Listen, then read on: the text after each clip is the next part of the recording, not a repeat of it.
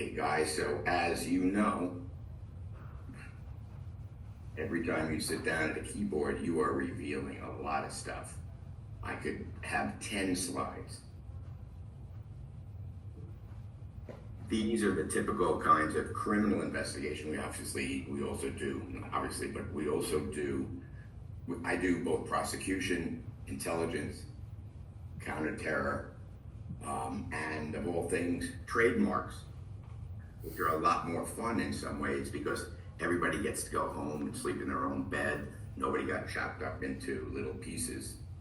We also fight death penalty cases and other things. So we have the linguistic demographic profiling. Who's that? Anybody know who this guy is? Yep. Oh, right, very good. I was ready for. Oh, you read it. And what's his alias? The Unabomber. Very good. These are 2 letters from my first 2 murder cases, unfortunately. And I will give an A+. I know we're not grading this, but to anybody who can instantly tell me what language that is. I'll take hand. Huh? Danish, very good. So my Danish colleague is the best forensic linguist in Europe. And this was a terror case where this guy was accused of planning to go to the Mideast, learn how to make bombs, and come back to Denmark and practice that. Okay, so here's a case I had in California. A guy and a woman were getting these threatening, stalking missives. And since there was a threat of violence, we had to work as quickly as possible. So who would like to tell me what we got out of, well, not we, I didn't. I looked at it for an hour and I said, there's something wrong here. My mentor from Columbia walked by, said 2 words to me, and then kept going. I said, oh, of course. What were those 2 words? Want a hint? Is since one of them? No, it was in French, but very good. Oh. What's since in French, anyway? Depuis, that's right. And what does it go with? Begins with an L. What he said was, depuis longtemps. And that in French means since a long time. So very good, whoever said since.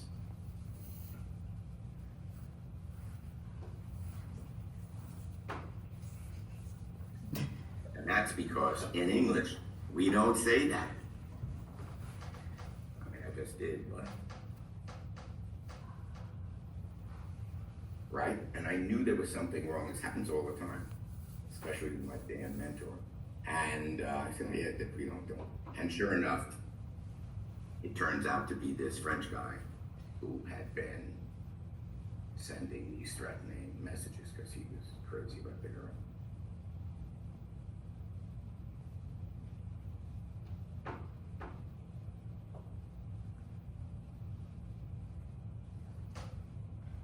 So the way to think about forensic linguistics is we analyze anything that is evidence that it's language, and that's virtually everything. Virtually everything that happens in the law is language or works through language.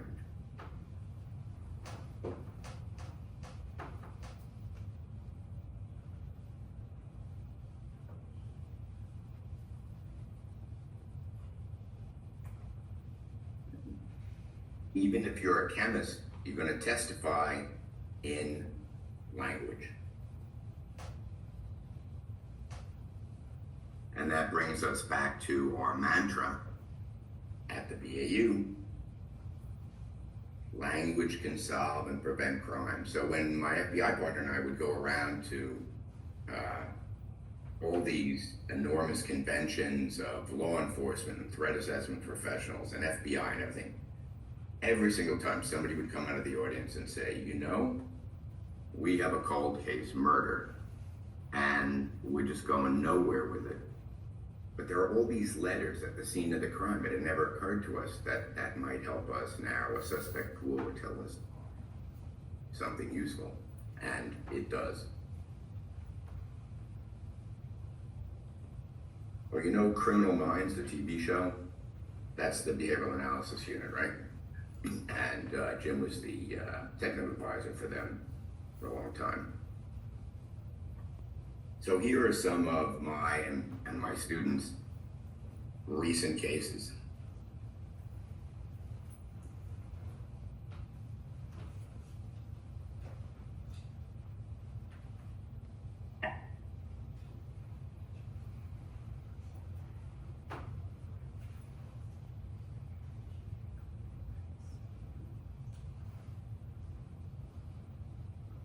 Those that last bullet point are crimes you commit by speaking. You lie under oath, you conspire, etc. Bribe somebody, you can do it orally. Okay, just to show you what kind of wacky cases I wind up getting. Just like in a bad movie, I am in northern Tanzania, about to get on an airplane. When I get off the airplane in New York, I go through Abu Dhabi, I am going to be so dead, I don't know what planet I'm on. And I get a call from a multi-agency task force based in Florida to help compare dark web with open web writings. And I say, well, I mean, I don't know, and when do you need this by? We need in 3 days. Oh, great, okay, well that's no problem. I'll barely be home in 3 days. And it's because the target, who is a big seller of weight on the dark web, is going to come to the US. And where he's from, he can't be extradited. So for some incredibly stupid reason, this guy is putting his head in a noose by coming to the US where he can be arrested. However, we only have one shot, he says, because if we try and fail, he'll never come to the US again. So you have to be sure. All right. So this is a guy. He's hilarious. And I kept saying, why is he coming to the US? How stupid can you be? And I said, look, he's never going to have his phone or a computer or anything. We've got to get him on the similarity of writing on the dark web and what he writes on the open web. And one of my ex-students was working this case with me. She called me up and she said, I know why he's coming. And she told me, and I said, you are crazy. Never in a million years. Question of the day, what did she tell me?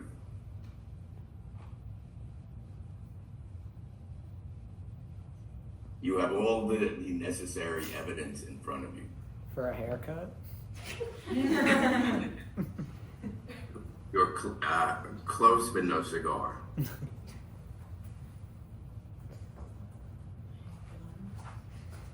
What? Is it to buy a gun? No.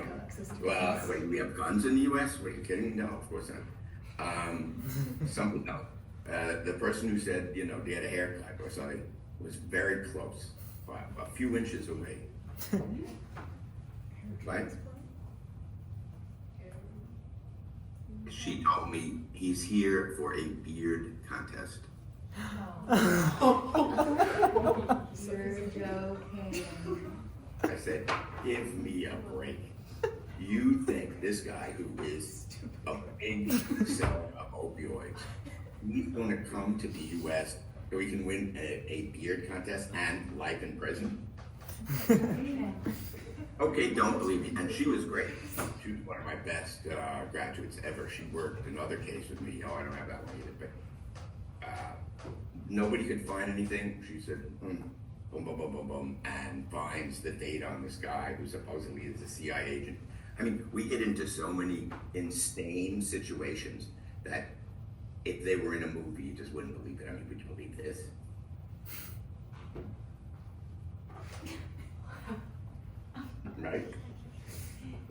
So this guy was a French, Israeli, English citizen. The French won't extradite him. And his stage name was Oxy Monster.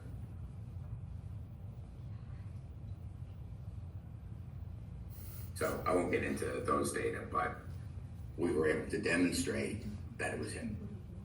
Unfortunately, the agents, when they were interviewed, they let the cat out of the bag and they said, we saw similarities between Gal Valerius's open web stuff and his dark web. So very soon after that, a DEA and this multi-agency, they come to me and they say, let's do another case like that. And what do you think we found? Different guy, nothing on the open web. All the people on the dark web, on Silk Road and all those others, they just scrubbed their open web existences. They saw what happened to Valerius. So Valerius got life, or he could turn state's evidence, and then he only gets 20 years. So that's what he got, 20 years for his beard. So as I say, civil cases, non-criminal, they are actually, to my astonishment, a lot of fun. Trademark cases, you have to take all of your superpowers as a linguist in every way possible: phonetics, phonology, morphology, syntax, pragmatics of a culture, of food, you name it. It's really amazing. I thought that was just going to be the most boring thing in the world, but it wasn't. As I say, nobody gets chopped up into little pieces, unfortunately, like we do in a lot of our death penalty cases. Turkey versus Turkmenistan, I got to go to Paris first class to testify there. That wasn't bad either. And Theranos and Sonia Sotomayor, but that's for another day. So in trying to help somebody who's incarcerated in Chicago who was helped to write his confession by the police, in other words, he didn't write his own confession. He's been in for around 18 years now. I started our justice project together with our law school. And it's grown into something really big. We actually had a great success 2 years ago, 2 days before Melissa Lucio, a mother in Texas, was to be executed. 2 days, 48 hours. Been on death row for 12 years for killing a 2-year-old, which she did not do. 2 years later, she's fully exonerated and declared innocent. She came within 48 hours of being executed. We did an analysis with 2 weeks to go, and my analysis joined that of 2 other experts and caused a stay of execution, which is good because now she's totally free.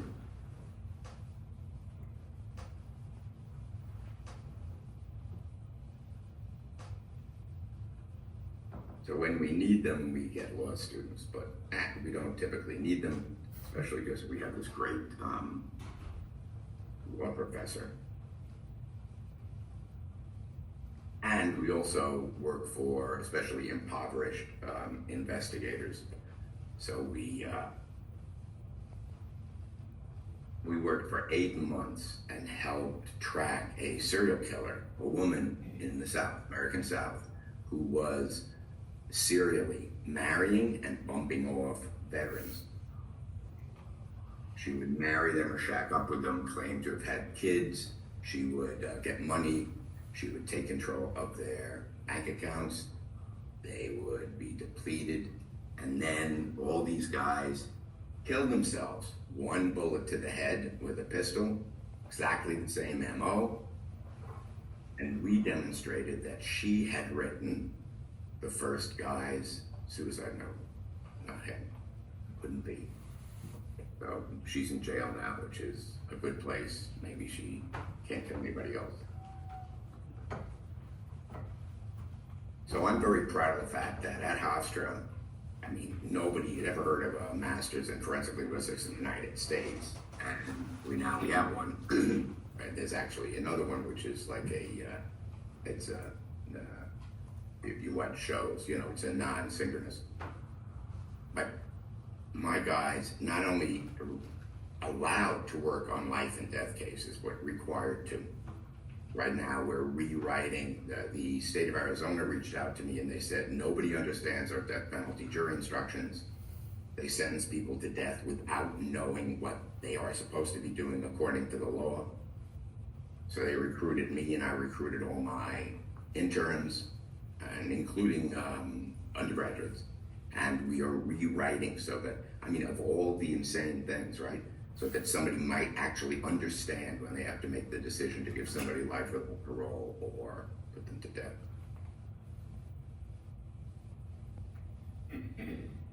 And it's really nice because we're not a pre-professional organization, but you guys know from being interested in linguistics that we have a special view of the world. We see how language works and doesn't work all the time. And that's what people want. They don't want just theoretical knowledge. They want to be able to put it into practical terms. So this was Melissa. Her 2-year-old died. She was accused. The prosecutor in Texas was running for re-election, and he suppressed all the evidence that showed that the little girl, the fact that she fell down a flight of stairs. All the other kids said, oh yeah, she fell down a flight of stairs. Never made it to the jury. All the jury heard was that she confessed. She had she's just lost her 2-year-old. She's pregnant with twins, and she's subjected to a 5-hour interrogation by the Texas Rangers. And this interrogation is done according to the book, and the book is called the Reed Technique, which is something I'm trying to have us move beyond, where 100 times she is accused and 100 times she says she didn't do it. And they say, look, either you are a stone cold killer or it was an accident. It's maximization, minimization. Because if you are a stone cold killer, they're gonna give you the effing needle. And eventually, 2 in the morning, she says something that they consider to be a confession. I don't, but everybody else did. And the jury hears she confessed. Case closed, right? So they sentenced her to death. All those jurors said if we had had any idea what the actual facts were, we never would have sentenced her to death. We probably wouldn't have found her guilty. And now she is.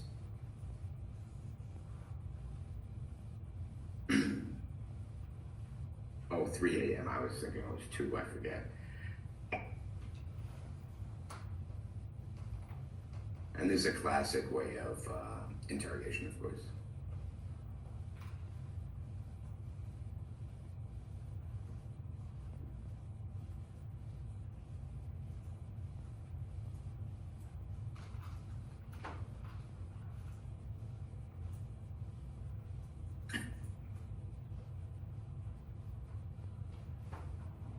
So, forensic linguistics can help you get jobs, positions, whatever, in these fields, certainly. And our guys get jobs in all these places. The CIA made me take out CIA, pretty funny, as if what, they don't exist.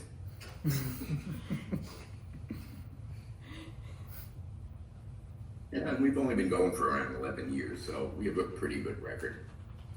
And one guy also, he was an undergraduate with me, a graduate, and saw him a year afterwards. I said, so what are you doing? And he said, I went back to what I was doing before. What's that? He's a white guy, he's a rapper. He lives in the US. But he's a great rapper, he has good language ability.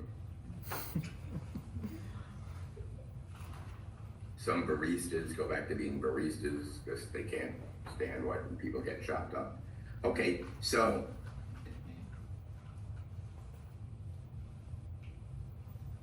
who did it? Come on, quick.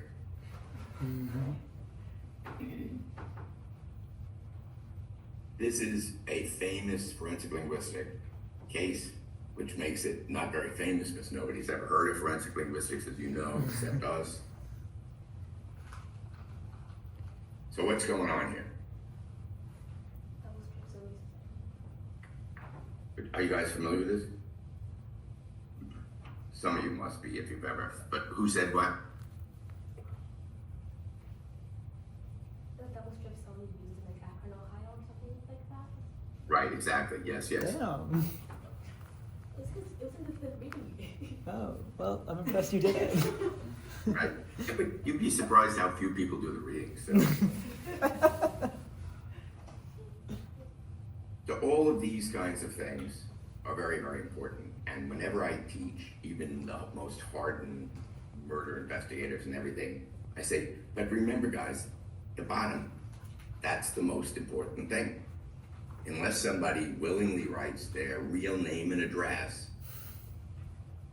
you gotta assume that they're trying to put one over on you. The good news is that people are not very good, unless they're trained linguists, at dumbing down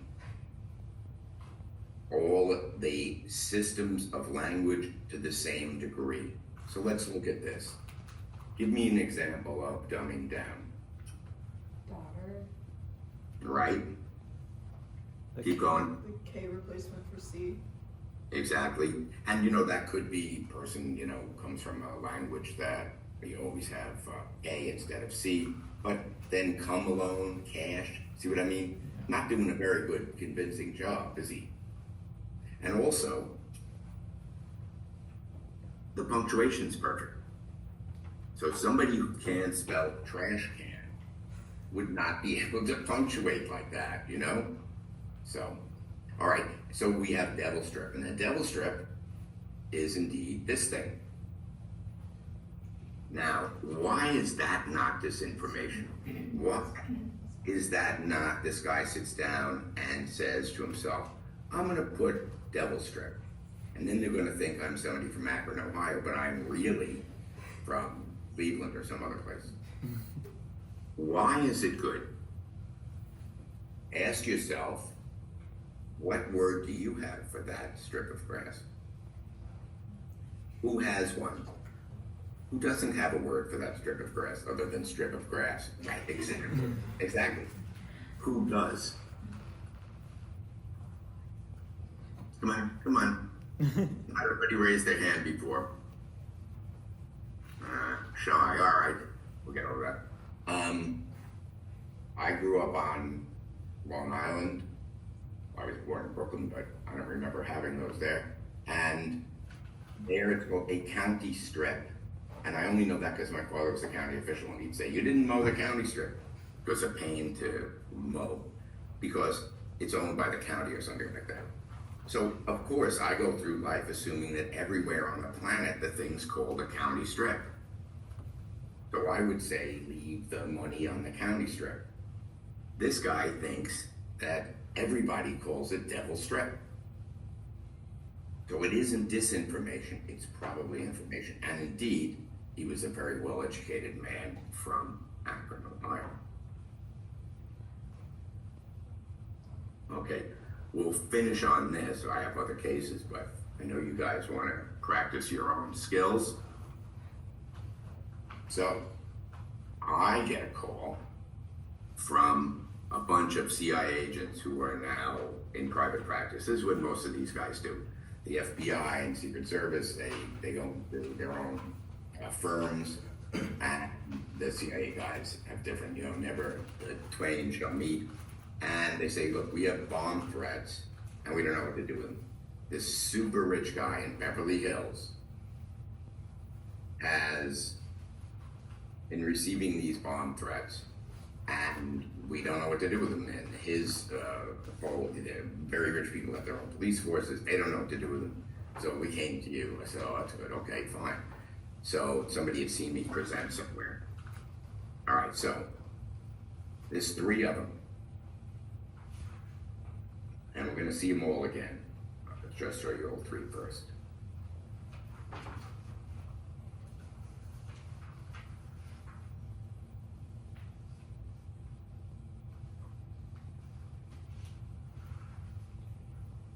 And this one's signed by Jodie Foster. She must have. Okay, you can see all three? Mm-hmm.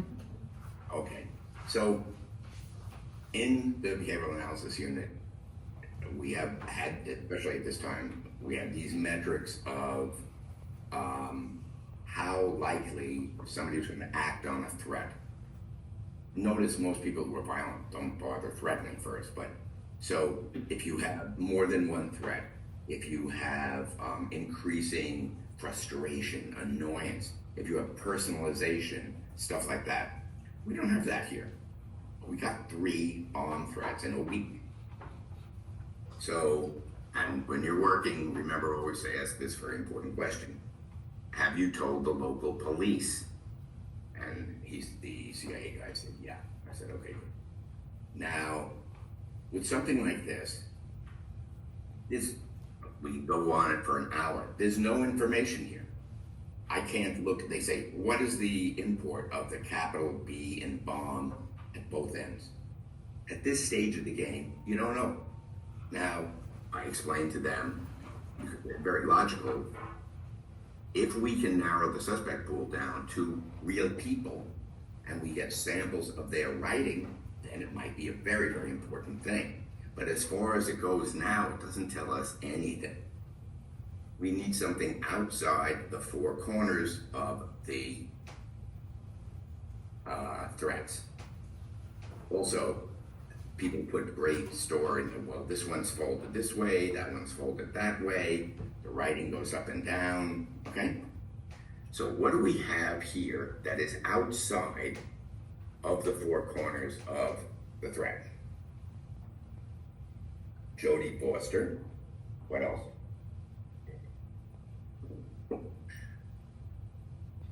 Will be bomb. Yeah, will be for against going to, maybe, Yeah. you know. But again, at this stage, we're trying to figure out who it is. That's the power of forensic linguistics. We can often narrow suspect pools down, just like the guy who kidnapped that little girl was well educated from Akron, Ohio. Boom, that shrunk the pool down. So here we have gas bomb. Why gas bomb? So I worked with the FBI on the communicated threat assessment database, which was like 4,000 threatening communications. I said, have the cops ask the local FBI office to ask the behavioral analysis unit to do a search for gas bomb. I was hoping that we'd find some guy just got out of jail who used gas bombs. And he would be a good person to talk to, right? Because gas bombs are very rare. The only one I could think of was the Japanese subway ricin attack years ago. And they said, well, our local cops don't talk to the FBI. I said, oh, that's brilliant. What's this, a bad TV show? You know, they're always supposedly at each other's throats. But when the bomb goes off, I'm going to wonder, well, anyway, they said, look, we have no control over that. Okay, so what else we got outside the 4 corners of the threats? Jodie Foster. See? Jodie Foster. What is Jodie Foster doing here? This is actually when I got concerned.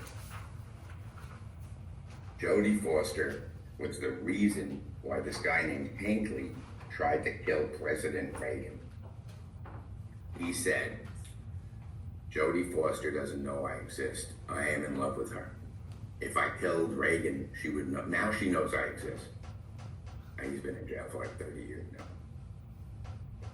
So this really gets us into the territory of somebody who actually tried to kill somebody. All right, so I kept saying to myself, what am I missing? If I'm missing anything, it could just be 3 crazies. I'm one crazy writing 3. It does look like the same handwriting. And when we do analysis, we have an idea, we have schemas, we have frames of reference, you know. I said, what if I am not thinking about this right? So what am I thinking? And let me throw that aside and think that maybe it was something else. Okay, so, and I gave this to the Yale, the Sherlock Holmes Club. They love stuff like this. There was to be a bomb, but not at this house. See this house down there? Clearly, Dr. Watson, at Studio City on Ventura Boulevard. Studio City Central Commercial Avenue. That's where there was going to be a bomb. And I know you guys realized that right from the beginning and were just humoring me.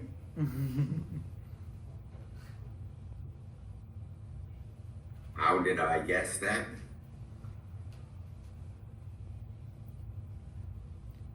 I kept asking myself, why is Jodie Foster out there in left field? Why is this house all the way down there? And one of the other ones says here, this house. So I went with the one that had the most information on it. So Jodie Foster's over there. This house is down there. Gas bomb is there. What if it isn't a letter? What else could it be? A map. Exactly. Or an objet d'arme, you know. So Beverly Hills, A is Jodie Foster. B is the house. And then it was a map.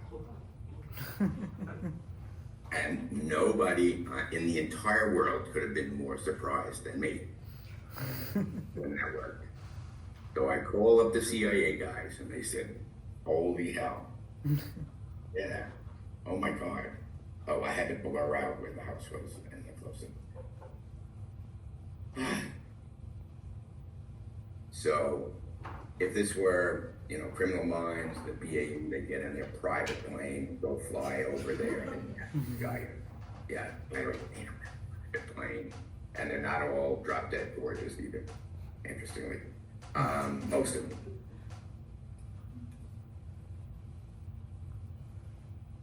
I think it was Jodie Foster's head of security came back, took a look at this stuff, and said, "Oh, that's Joe." Remember Joe in Pittsburgh? And he gave the information to the cops and picked him up. But I take full credit for no bomb going off in Studio City. Okay, well, thank you very much. All right, thank you so much. Yeah, my pleasure. Yeah. Okay. So everyone, the materials that Professor Leonard has sent over are at our website here, and it's linked in the drive if you guys want to have a look at those.